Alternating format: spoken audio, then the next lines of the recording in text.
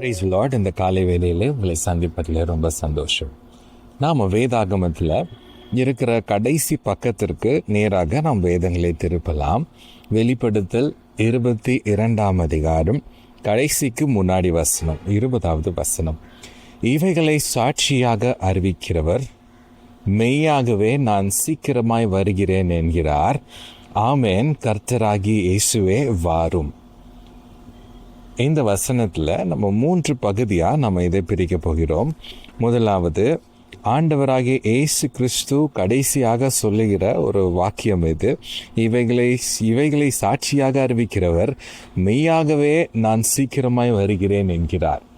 யார் இதை சொல்கிறான்னா, இயேசுவானவர் நான் சீக்கிரமாக இந்த உலகத்துக்கு வரேன், நான் திரும்பவும் வரப்போகிறேன், சீக்கிரமாக வரப்போகிறேன் என்று இயேசு சொல்லுகிற வேதாகமத்தில் இருக்கிற கடைசி வார்த்தைகள் இவை.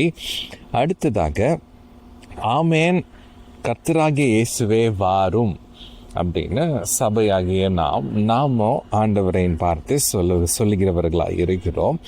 அடுத்ததாக 3வது ஒரு காரியம் இதில் சிந்திக்க வேண்டியது, நாம் எவ்வளவு தயாராக இருக்கிறோம், எவ்வளவு தயார்படுத்தி இருக்கிறோம் என்பதை நாம் யோசிக்க வேண்டிய ஒரு காரியம். முதலாவது, ஆண்டவர் கொடுத்த ஒரு வாக்குத்தத்தம் இது. ஆண்டவர் ஒரு வாக்குறுதியை கொடுக்கிறார். சீக்கிரமாய் வருகிறேன் என்ற வாக்குறுதியை நமக்கு கொடுக்கிறார். ஒருவேளை நம்ம யோசிக்கலாம், அது ரொம்ப காலமாக மக்கள் சீக்கிரமாக ஆண்டவர் வராருன்னு வெயிட் பண்ணிட்டு இருக்காருன்னு.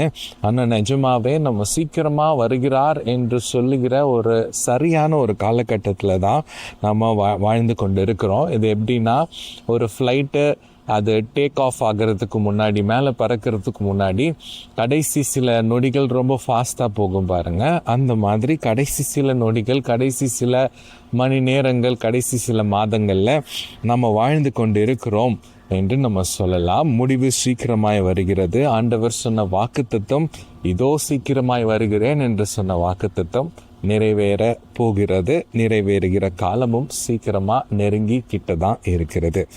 நாமளும் ஆண்டவரை பார்த்து இந்த வார்த்தைகளை நாம் சொல்ல வேண்டும். நாமும் ஆவலாக இருக்கிறோம். இயேசுவே வாரும். கடைசி பகுதி பாருங்க. ஆமென் கர்த்தராகிய இயேசுவே வாரும். இன்று சபையாகிய நாம் இயேசுவின் பிள்ளைகளாக இருக்கிற நாம் இந்த வார்த்தைகளை நாம் சொல்லுகிறவர்களாக இருக்கிறோம். அப்படி ஒருவேளை சொல்லலைன்னா நம்ம நிச்சயமாகவே சொல்லணும். யோசிச்சு பாருங்க, ஆண்டவராகிய இயேசுவை நாம் ஆராதித்து கொண்டு இருக்கிற அந்த தேவனை நம்ம ஒவ்வொரு நாளும் பாடல்கள் பாடி நம்ம உயர்த்துகிற அந்த தேவனை, நம்ம வேத வசனங்களில் வாசிக்கிற அந்த இயேசு ராஜாவை நீங்களும் நானும் முகமாய் பார்க்க போகிறோம் அப்படின்னா அது எவ்வளோ ஒரு எக்ஸைட்டடான ஒரு சந்தோஷமான தருணம் இல்லையா? நம்ம ஆண்டவரை பார்க்க போகிறோம். நம்ம அன்பராக இருக்கிற நம் நேசரை நம்ம பார்க்க போகிறோம், முகமாக பார்க்க போகிறோம், நித்தியமாக அவர் கூட வாழ போகிறோம். அந்த காலம் நெருங்கி இருக்கு அப்படின்னும் போது நம்ம சந்தோஷமாக இந்த வார்த்தைகளை சொல்லணும். இது பயத்தினால இல்லை, அவர் மேலே இருக்கிற அன்பினால, அவர் மேலே இருக்கிற பாசத்தினால, அவர் மேலே இருக்கிற ஏக்கத்தினால நம்ம இதை சொல்லணும். என்ன சொல்லணும்? ஆமென் கர்த்தராகிய இயேசுவே வாரும் என்று நாம் சொல்ல வேண்டும். 3வது ஒரு காரியத்தை நாம் சிந்திக்க வேண்டும். இந்த உலகத்தில் வாழ்கிற நாம் எவ்வளவு தயாராக, எவ்வளவு நோக்கத்தோடு நாம் ஒவ்வொரு நாளும் வாழ்ந்து கொண்டிருக்கிறோம்.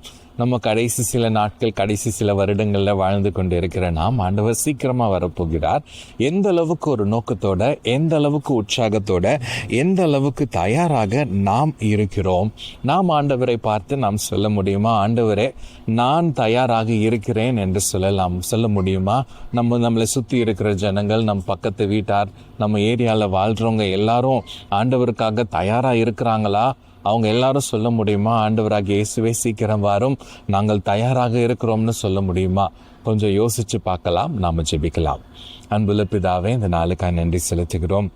இந்த வேளையிலும் நீர் எழுதி வைத்திருக்கிற அந்த வேத புத்தகத்தில் கடைசி பேஜில், கடைசிக்கு முன்னாடி வசனத்தை வாசிக்க நீர் பாராட்டின கிருபைக்காய் நன்றி. நீர் சீக்கிரமாக வரப்போகிறீர் என்று வாக்கு கொடுத்ததற்காய் நன்றி.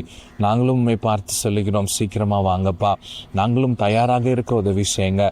எங்களை சுற்றி இருக்கிற மக்கள், எங்கள் தேசத்தில், எங்கள் பட்டணத்தில் இருக்க மக்களையும் தயார்படுத்த உதவி செய்யுங்க. இயேசுவின் நாமத்தில் பிதாவே, ஆமென்.